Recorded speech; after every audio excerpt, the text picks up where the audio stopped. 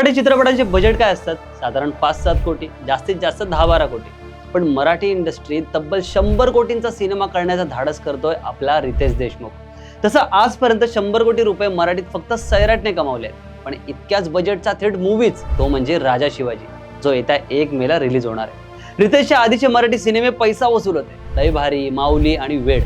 त्यात छत्रपती शिवाजी महाराज यांच्यावर आधारित इतका भव्य दिव्य सिनेमा, आणि ते सुद्धा मराठीत. वातावरण फुल तापलेलंच आहे. पण राजा शिवाजी मधल्या एका गोष्टीची जास्त चर्चा होते, ती म्हणजे या चित्रपटाची तगडी स्टारकास्ट. कित्येक बॉलिवूडचे दिग्गज पहिल्यांदाच मराठीमध्ये डेब्यू करत आहेत. तसं आपल्या सर्वांनाच माहिती आहे की रितेश देशमुख शिवरायांची भूमिका साकारतात. पण इतर ऍक्टर्स कोणती ऐतिहासिक भूमिका साकारणार आहेत हे जाणून घेऊया. पण त्याच्या आधी कलाकृती मीडियाला सबस्क्राईब केले नसेल तर सबस्क्राईब करून घ्या. पहिली गोष्ट, राजा शिवाजीच्या टीझर मध्ये दिसून येते की चित्रपटाचा कालखंड लखुजीराजे जाधव यांची हत्या ते शिवरायांनी केलेला अफजल खानाचा वध इथपर्यंत आहे. म्हणजे शिवजन्माच्या आधीपासून ते 1659 पर्यंत. या कालखंडात शिवकाळात अनेक ऐतिहासिक व्यक्तिमत्व घडलेत. सर्वप्रथम मासाहेब जिजाऊ यांचे वडील म्हणजेच लखुजीराजे यांची भूमिका महेश मांजरेकर साकारणार आहेत. तुम्ही टीझर मध्ये त्यांचा फर्स्ट लुक पाहिलाच असेल. लखुजीराजे सिंदखेड रायाचे जहागीरदार होते, तसेच दख्खनातले महत्त्वाचे मराठा सरदार होते. देवगिरी किल्ल्यावर निजामाकडून दगाफटका करून त्यांची आणि त्यांच्या 2 पुत्रांची हत्या करण्यात आली होती. चित्रपटातील आणखी एक महत्त्वाचं पात्र म्हणजे छत्रपती शिवाजी महाराज यांचे वडील आणि दख्खन प्रांतातील महत्त्वाचे मराठा सरदार शहाजीराजे भोसले, जी भूमिका सचिन खेडेकर साकारत आहेत. हिंदवी स्वराज्याची संकल्पना सर्वप्रथम शहाजीराजे यांनीच मांडली होती. मासाहेब जिजाऊ यांची भूमिका साकारत आहे अभिनेत्री भाग्यश्री पटवर्धन. शिवरायांना शस्त्र आणि शास्त्र यांचं शिक्षण देण्यात मासाहेबांनी महत्त्वाची भूमिका बजावली होती. आता आई आणि पुत्र यांच्यातील भावनिक नातं रितेश आणि भाग्यश्री कसे उमटवतात हे चित्रपटात पाहायला मिळेल.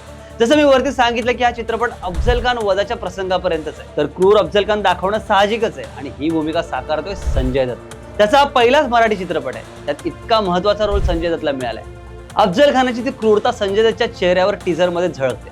म्हणजे मूवी मध्ये तो काय राडा घालेल विचार करा. आणखी एक बॉलिवूडचा तगडा अभिनेता एक ग्रेट भूमिका साकारणार आहे, तो म्हणजे अभिषेक बच्चन. अभिषेक आणि रितेश दोघे जुने मित्र आहेत. मैत्री खातर त्यानेही मराठी इंडस्ट्रीत पाऊल ठेवलं आणि तो साकारतोय शिवरायांचे थोरले बंधू संभाजी शहाजीराजे भोसले यांची भूमिका. शिवराय आणि संभाजी दोघेही बंडखोर होते. 1655 साली कनकगिरीच्या लढाईत अफजल खानाने दगाफटका करून बंधू संभाजी यांची हत्या केली होती. याचाच बदला 4 वर्षांनी शिवरायांनी घेतला होता. तसं विद्या बालनला आपण मराठीत 10 वर्षांपूर्वी एक अलबेला या चित्रपटात पाहिलंच होतं. आता ती पुन्हा 10 वर्षांनी मराठीत येते आणि राजा शिवाजी मध्ये साकारते बडी बेगमची भूमिका. ही अली आदिलशाहची आई होती आणि शिवरायांना मारण्यासाठी अफजल खानाची नेमणूक हिनेच केली होती. टीझर मध्ये तर विद्या अगदी बेगम सारखी शोभून दिसते. आणखी एक बॉलिवूड मधला चेहरा चित्रपटात झळकणार आहे. तसा तो सध्या सिनेसृष्टीपासून दूर आहे, पण रितेशच्या मैत्रीने त्याला डायरेक्ट मराठीत डेब्यू करायला भाग पडला. तो अभिनेता आहे फरदीन खान. यामध्ये तो 5वा मुघल बादशाह शहाजहानची भूमिका साकारत असल्याचं एकंदरीत दिसते. टीझरच्या एका सीनमध्ये त्याच्या मागे ताजमहल बांधतानाचा सीन आहे. त्यावरून आपण अंदाज लावू शकतो की फरदीन 100% शहाजहानच असेल. बॉलिवूडचे आणखी एक दिग्गज बोमन इराणी चित्रपटात महत्त्वाची भूमिका साकारतात. ते एकतर सुफी बाबा किंवा गुप्तहेर भैरजी नाईक यांची भूमिका करत असल्याचा अंदाज आहे. पण त्यांचं वय आणि अंगकाठी पाहायचं झालं तर ते भैरजी नाईक नसावेत. त्यामुळे शिवकाळातील एखाद्या सुफी बाबाची भूमिका त्यांना देण्यात आली आहे. आपण वेड चित्रपटात रितेश आणि जिनिलियाची केमिस्ट्री पाहिलीच.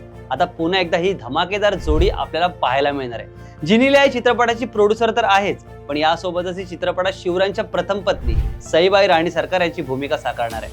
आपल्या मराठीतला आणखी एक जबरदस्त अभिनेता जितेंद्र जोशी हा राजा शिवाजी मध्ये महत्त्वाची भूमिका करतो. टीझर मधला त्याचा वेश पाहिला तर तो मोरोपंत पिंगळे यांच्यासारखा भासतोय. पण काही सोर्सेस नुसार जितेंद्र आज शिवरायांचे वकील पंताजी गोपीनाथ बोकील यांची भूमिका साकारत आहे. अफजल खानाच्या भेटी वेळेचे सर्व पत्रव्यवहार, अफजल खानाला जाळ्यात अडकवणं अशी कामं मुत्सद्दीप पंताजी यांनीच केली होती. ते शिवरायांचे विश्वासू होते. त्यामुळे जितेंद्र नक्कीच हा रोल सुंदररित्या सादर करेल यात शंका नाही. चित्रपटात आणखी एक लेखक, दिग्दर्शक आणि अभिनेते दिसणार आहेत, ते म्हणजे अमोल गुप्ते. यामध्ये ते निजामशाहची भूमिका साकारत असल्याचं सांगितलं जातं, पण याबद्दल अजून फार माहिती उघड झालेली नाही. बॉलिवूडचा आणखी एक दिग्गज राजा शिवाजीमध्ये दिसणार आहे, तो आहे मेगा स्टार सलमान खान. तसं त्याने आधी 2 मराठी चित्रपटांमध्ये काम केलंच होतं, दोन्ही रितेशचेच होते. आता राजा शिवाजीमध्ये सलमान शिवरायांचे अंगरक्षक जीवा महाला यांची भूमिका साकारतो. सर्वांनाच माहिती आहे की अफजल खान वधाच्या प्रसंगावेळी जीवा महाला यांनी शिवरायांचा जीव वाचवला होता आणि सय्यद बंडाचा हात कापला होता. आता मूवीमध्ये सलमान काय जादू करतोय ते बघूयाच. चित्रपटाची सर्वात पॉवरफुल बाजू काय माहिती आहे? अजय अतुल यांचं संगीत. टीझर मध्ये त्यांच्या म्युझिकची रेंज कळून येते, तर थिएटरमध्ये काय धमाका होईल विचार करा. रितेशचं डिरेक्शन आपण वेड मधून पाहिलंच, पण आता इतका मोठा प्रोजेक्ट, त्यात हिस्ट्रिकल ड्रामा, त्यात स्वतःकडे असलेला इतका महत्त्वपूर्ण रोल, या गोष्टींचं प्रेशर तर त्याने झेललंच असेल. पण त्याची मेहनत आपल्याला येत्या महाराष्ट्र दिनीच कळेल. टीजर रिलीज झाल्यानंतर अनेकांनी त्याच्या भूमिकेवर नाराजी सुद्धा व्यक्त केली. त्याचा आवाज आणि त्याची चेहरापट्टी महाराजाशी मिळत नाही असं अनेक नेटकरी म्हणाले होते. पण 2 मिनिटांच्या टीजर वरून 2.5 तासांचा चित्रपट सध्या अज्युम न केलेलंच उत्तम. बाकी एक कन्फर्म आहे की मराठीतले सगळे रेकॉर्ड 100% मोडले जाणार. अगदी first day collection, highest grossing Marathi movie, single day collection, highest weekend collection, सर्व ब्रेक. इतकंच काय तर मूवीमध्ये बॉक्स ऑफिसवर 200 कोटी कमावण्याचं पोटेन्शियल. आता 1 मेला बघूयाच छत्रपती शिवाजी महाराजांवर आधारित असलेला आजपर्यंतचा सर्वात मोठा चित्रपट काय जादू करतो. अशीच नवनवीन माहिती जाणून घेण्यासाठी कलाकृती मीडियाला नक्की सबस्क्राईब करा. रसिका हो, कलाकृती मीडिया म्हणजे मनोरंजनाची लयलूट. मनोरंजन क्षेत्रातील किस्से व घडामोडींचा आस्वाद घेण्यासाठी कलाकृती मीडिया या यूट्यूब चॅनलला सबस्क्राईब करा आणि व्हिडिओ लाईक करा.